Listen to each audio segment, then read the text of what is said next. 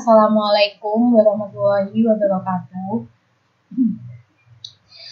Sebelumnya perkenalkan, nama aku Fauzia Reza Octaviani.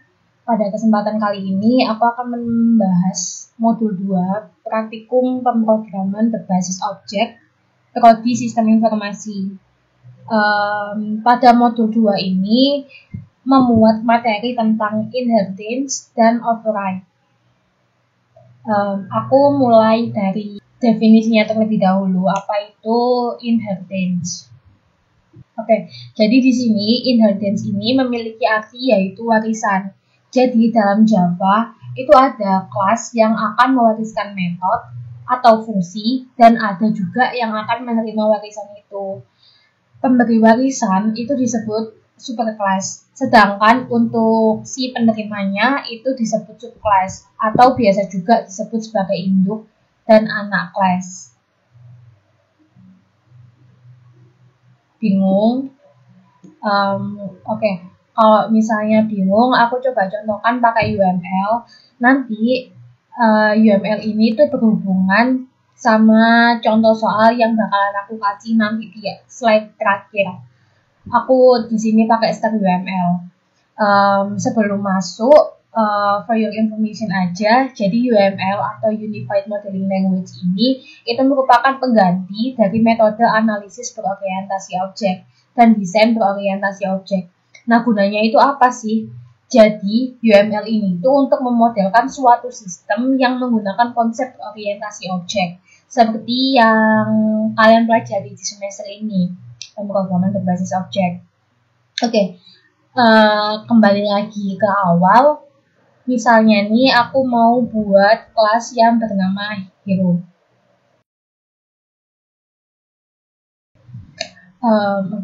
Nah, si Hero ini mempunyai atribut dan juga metode. Atributnya itu ada nama, ada kekuatan serangan, kan pastikan Hero kan punya kekuatan serangan kan. Lalu ada pertahanan. Lalu si Hero ini juga punya metode. Metodenya di sini ada total power. Oke. Nah, si Hero ini itu punya turunan, jadi dia mecah lagi. Ini aku mau buat subclass-nya itu ada 3 subclass. Ada Hero 1 dengan metodenya di sini dia sebagai fighter. Lalu buat lagi subclass dengan nama Hero 2. Dia sebagai support. Lalu bikin lagi Hero 3. Nah, dia ini sebagai pertahanan atau tank kalau di game.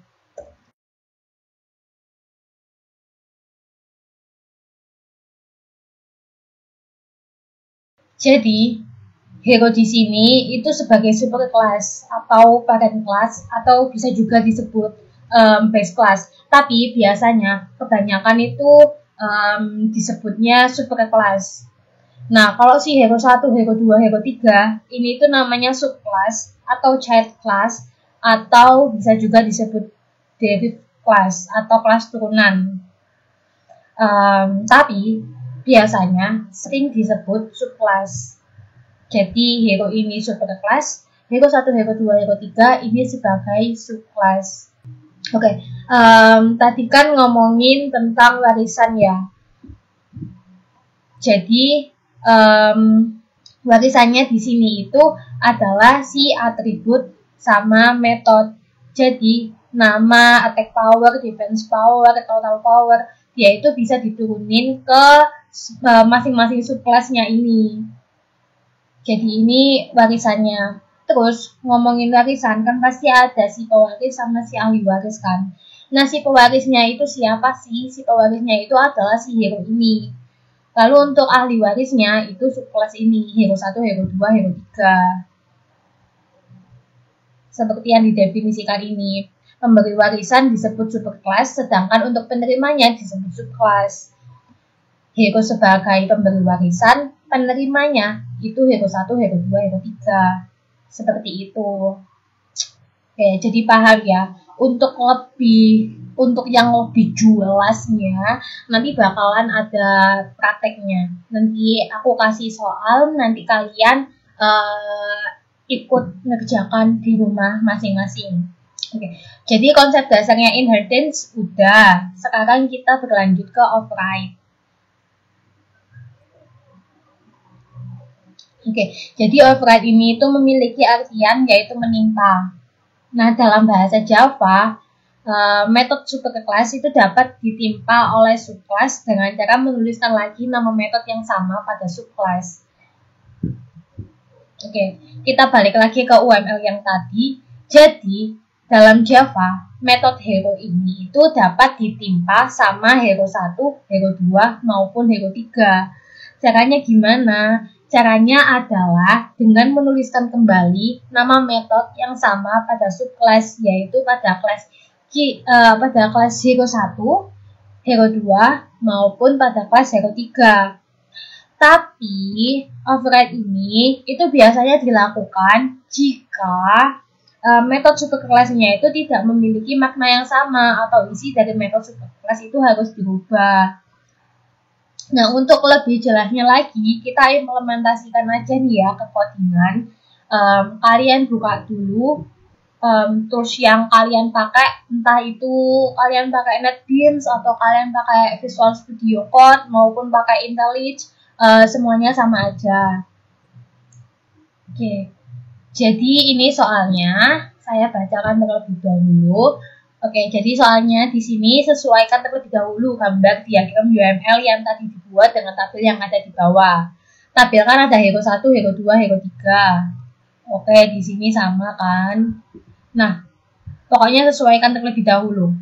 Lalu rubah diagram UML tersebut ke dalam bentuk codingan Java untuk menghitung total power gunakan metode override.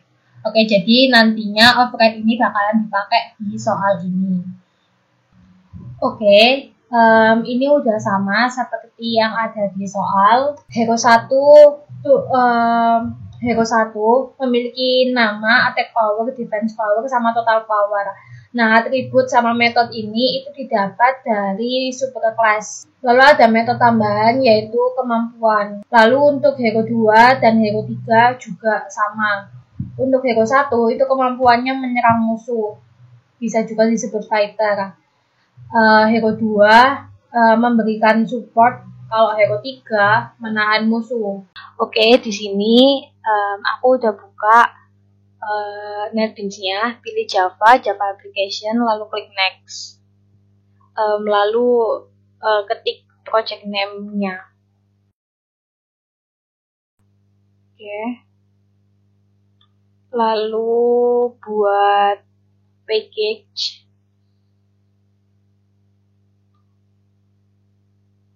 Dan kelas main-nya. Oke, di sini aku udah buat kelas main. Di kelas main ini aku punya kelas hero dengan atribut nanti itu ada nama, ada attack power, sama defense power. Untuk total power dan kemampuan itu nanti. Kelas hero. Ada nama, ada attack power dan defense.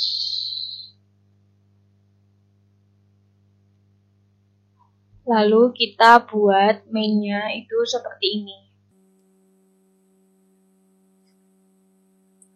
Misal namanya itu Kirito kan di sini.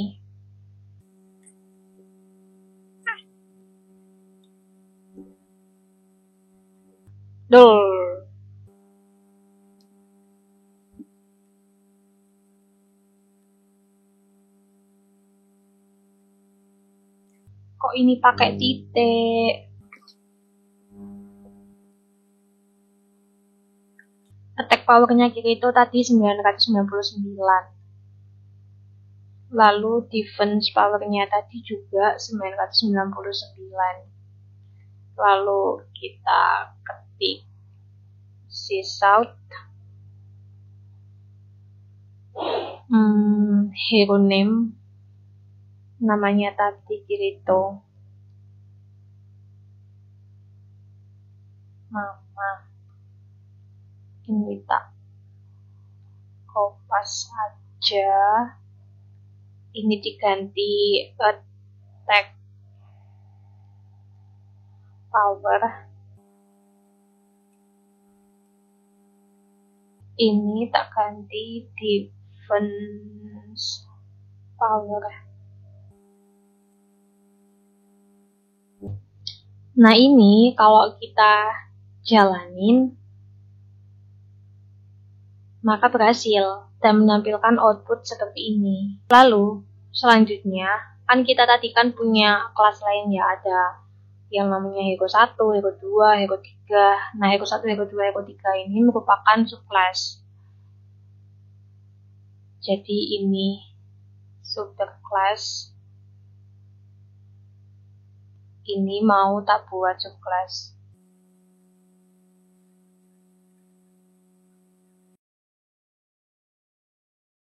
Oke, lalu kita buat mainnya itu seperti ini dikopas. Oke, ini diganti Hero 1, ini diganti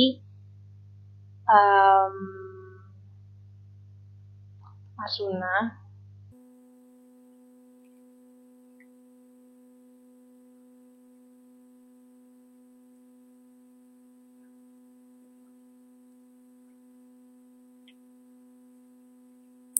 Nah, ini akan terjadi error karena kita tidak menambahkan atribut di sini. Misal ini dikopas.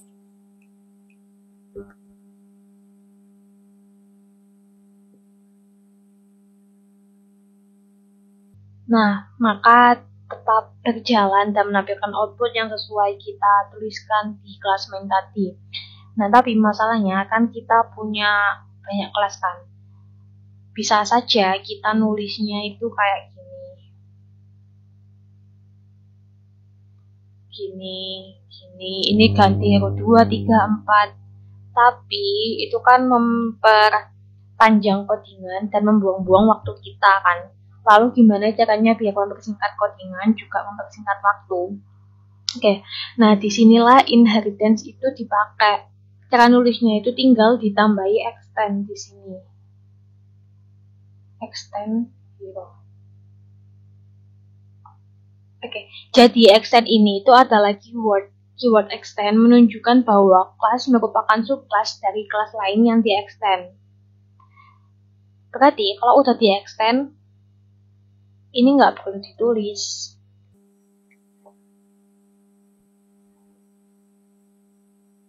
Kita coba run. Nah, maka akan menghasilkan output yang sama seperti tadi. Jadi, apapun yang si subclass ini punya, ia akan menurunkan ke subclass-subclassnya. Misal, kita menambahkan metode. Jadi, ini atribut ya. Ini atribut.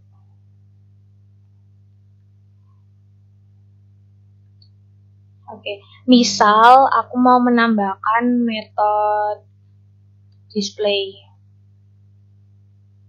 Oopsie.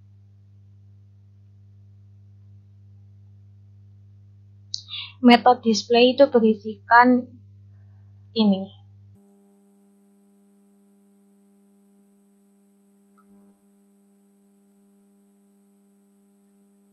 Oke.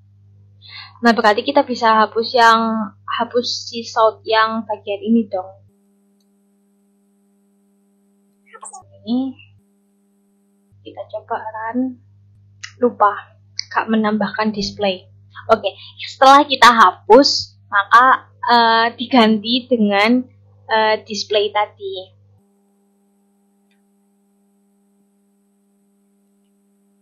Nah, sip.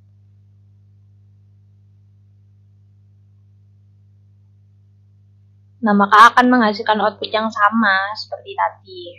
Ini tadi kan ada sampai hero 3.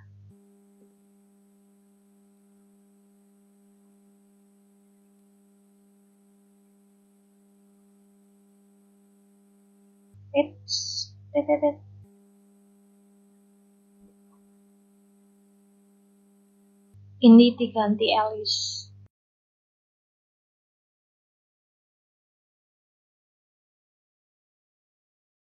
Alice ini punya attack power 900, defense-nya 700.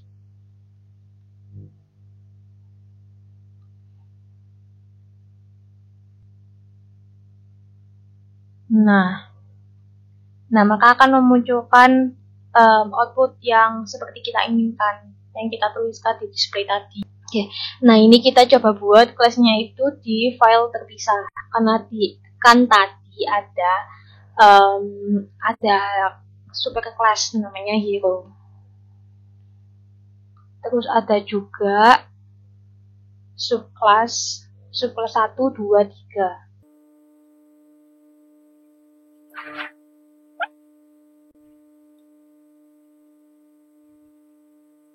Oke. Lalu tinggal copy paste subclass-nya di file yang telah kita buat tadi.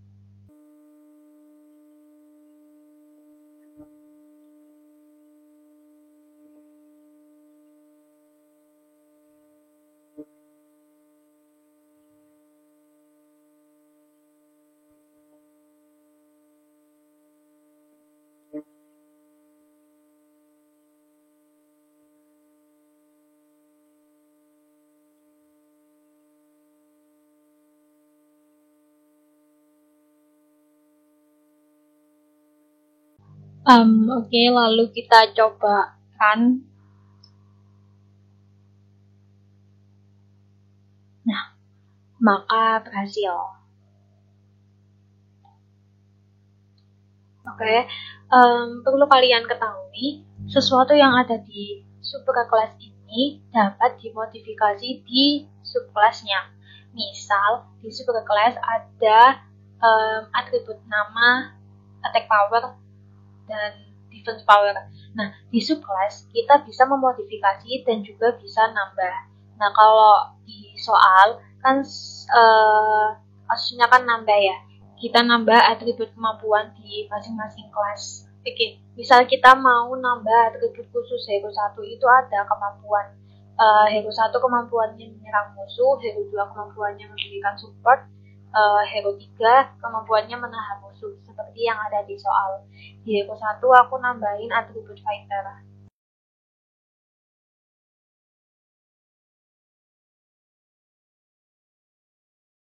Oke, berarti nanti ada tambahan metode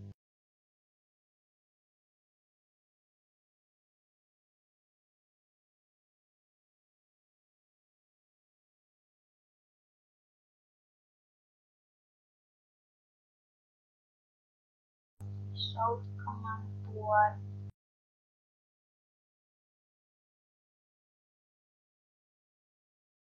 Oke, lalu di hero sama, tapi ini support.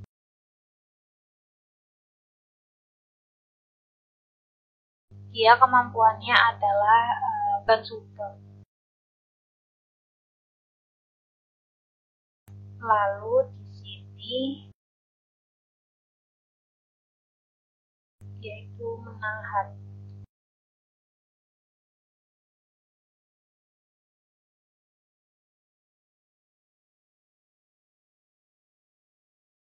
Oke, nah misal kita nambahin metode power di hero.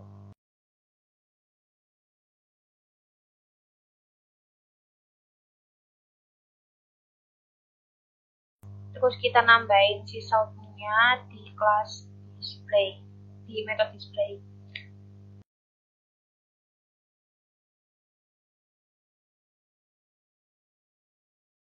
Nah, Di kelas zero, total powernya adalah penjumlahan dari attack power dan defense power. Nah, kalau misalnya kita buat di hero 3, ini total powernya adalah penjumlahan dari attack power dan defense power. Terus yang hero 2 juga sama. Tapi untuk yang hero 1 itu negatif. Ini belum dipanggil.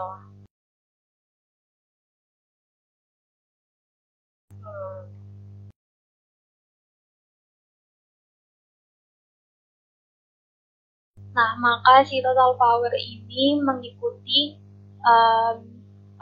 metode yang ada di subclass. Nah, bagaimana jika metode total power yang ada di hero 1 itu dihapus? Coba kita run. Nah, maka dia akan mengikuti metode yang ada di kelas hero. Jadi intinya, misal kita ingin menampilkan si total power, dia akan mencari di kelasnya itu sendiri, di kelas hero 1, hero 2, hero 3. Nah, tapi kalau misalnya di hero 2 nih, di hero 2 tidak ada total power, maka dia akan mencari ke superclassnya. Seperti itu. Jadi ini yang dinamakan overriding, yaitu menimpa. Assalamualaikum warahmatullahi wabarakatuh. Di sini saya akan menjelaskan beberapa aturan-aturan dari method overriding. Yang pertama, metode yang menimpa atau yang ada di subclass harus memiliki argumen dan return type yang sama. Contohnya seperti ini. Semisal ini kelas hewan ini adalah superclass, saya jadikan superclassnya public. Di sini ada metode void bersuara, kemudian isinya itu seperti ini, suara hewan ya, ini ger gini ya. Lalu kemudian si subclassnya di sini kucing saya jadikan subclass extends seperti biasa, mau inheritance, nama superclassnya. Kemudian saya mau melakukan overriding kayak seperti biasanya, berarti ditulis public void tadi bersuara, kemudian seperti ini. Nah, kalau overriding itu biasanya muncul seperti ini, add override anotasi. Ini lebih baik diberi ini biar jadi penanda kalau ini tuh adalah method override. Nanti biar lebih mudah untuk mengenali metode tersebut. Lalu kemudian ini saya semisal berubahnya jadi suaranya miau ini. Nah, tadi kan aturan yang pertama yaitu harus memiliki return type dan argumen yang sama. Semisal ya, kalau di sini kan return type-nya void atau tidak mengembalikan apapun. Void itu tidak mengembalikan apapun. Nah, jadi di sini harus void juga. Semisal di sini saya ganti mengembalikan string, itu maka akan error. String. Nah, akan error. Apa ini errornya? Bentar. Lihat. Bersuara including cannot override bersuara return type string is not compatible with void. Jadi harus mengikuti superclassnya yang ada di superclassnya. Karena di superclassnya return type-nya void, maka di sini harus void juga. Kemudian tadi argumen juga ya. Semisal metode ini mempunyai parameter string lanjutan. Saya rusak. Lanjutan seperti ini. Nah, terus di sini nggak bisa kalau nggak sama. Kita lihat method does not override or implement a method from a supertype. Jadi karena di superclassnya ini ada parameternya dan bertipe string, sedangkan di subclassnya belum kita kasih, maka error. Oleh karena itu harus dikasih juga string lanjutan. Nah, gini bisa. Nah, kemudian aturan yang kedua yaitu access modifier atau access levelnya tidak boleh lebih ketat dari yang ada di superclass. Semisal ya di superclass ini kan public, jadi di subclassnya ini atau yang menimpa ini nggak boleh lebih ketat, kayak private itu nggak bisa, atau protect. Nah, ini nggak bisa juga. Kemudian aturan yang ketiga, metode yang dideklarasikan sebagai final atau static tidak bisa di override. Mungkin kalian masih belum tahu apa itu final dan static, nanti akan dijelaskan lebih lanjut. Pokoknya kalau kayak gini ya, public, static, void ini itu dinamakan static method. Kalau seperti ini maka itu tidak bisa di override. Tuh, tidak bisa di override karena metode static. Kemudian aturan yang keempat, jika metode tidak bisa diwariskan, maka metode tersebut juga tidak bisa di override. Semisal salah satu syarat mewariskan metode itu kan harus public, gak boleh private. Nah, kalau di superclassnya private, maka metode bersuara ini kan tidak diwariskan atau tidak diturunkan ke kelas kucing, jadi tidak bisa di override juga karena tadi tidak diturunkan, error. Aturan yang terakhir, constructor tidak bisa di override. Mungkin ini juga ya belum diajari, di modul kedepannya ada yang namanya constructor. Saya singgung sedikit aja di sini. Kayak gini ya, constructor contohnya seperti ini. Hewan seperti ini. Kemudian misal nge-print gini. Ini adalah constructor. Jadi constructor itu semisal kalian membuat objek dari kelas hewan ini, maka constructor ini atau metode constructor ini akan otomatis dijalankan walaupun tanpa dipanggil. Kayak gitulah intinya. Nanti akan lebih dijelaskan lebih lanjut di modul-modul selanjutnya. Kayak gini. Jadi ini tidak bisa di override juga karena ini tidak diturunkan. Nah, itu adalah beberapa aturan method overriding. Nah, kemudian di sini saya akan menjelaskan konsep baru yang bernama overloading. Nah, di dalam kelas ini nantinya akan dikasih metode yang berfungsi untuk menentukan manakah di antara dua bilangan yang memiliki nilai yang paling besar atau maksimum. Langsung aja, public, semisal ya integer, namanya max ini. Kemudian ini kenapa error? Karena di sini kita memakai tipe data integer. Berarti metode ini wajib mengembalikan suatu nilai yang bernilai integer. Kan tadi kan tujuan dari metode ini menentukan di manakah dua bilangan ini yang paling besar.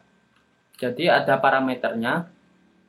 Yang pertama integer, kemudian angka 1, integer, angka 2. Kita tentukan di manakah di antara angka 1 dan angka 2 ini yang memiliki nilai paling besar. Jadi if angka 1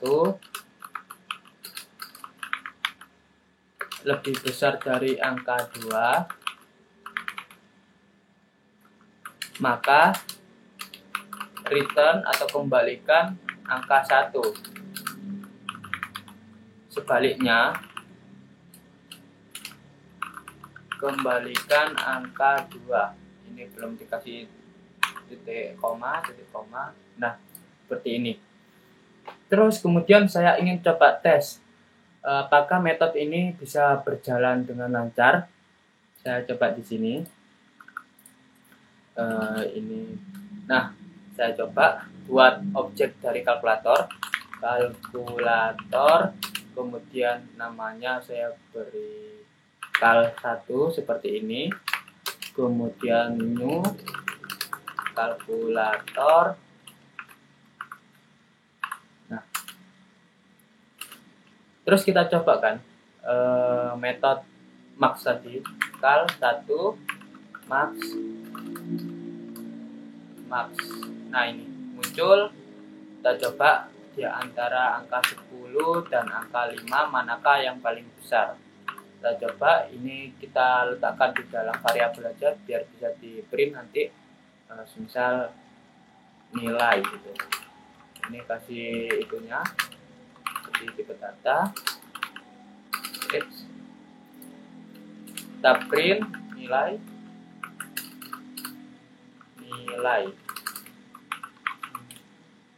Nah, kita coba run, manakah yang muncul? 10, berarti sudah berjalan ya. Terus coba bayangkan jika suatu saat nilai yang dimasukkan ini mempunyai desimal atau tidak bulat bilangannya, kayak gini, 10,5. Error kan, otomatis error. Oleh karena itu kita melakukan overloading. Kita copy ini dulu, kita paste biar gak lama. Jadi overloading itu ketika metode memiliki nama yang sama namun berbeda parameter. Hal ini disebut sebagai metode overloading.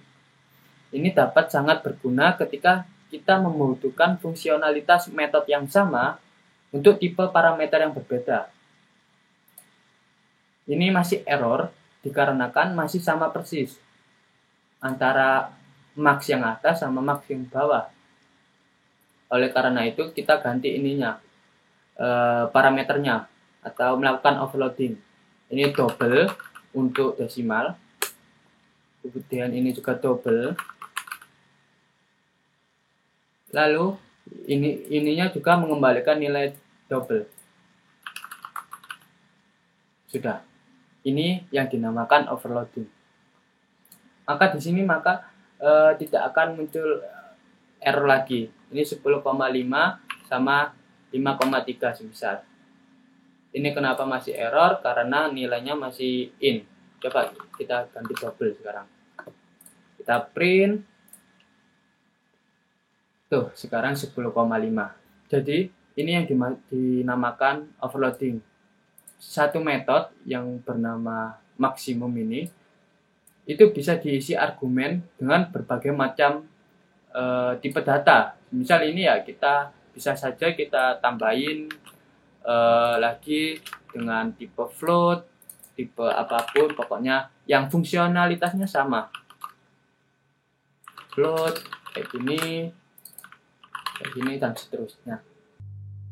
Oke, terima kasih. Selamat praktikum, selamat belajar. Sekian penjelasan dari saya. Wassalamualaikum warahmatullahi wabarakatuh.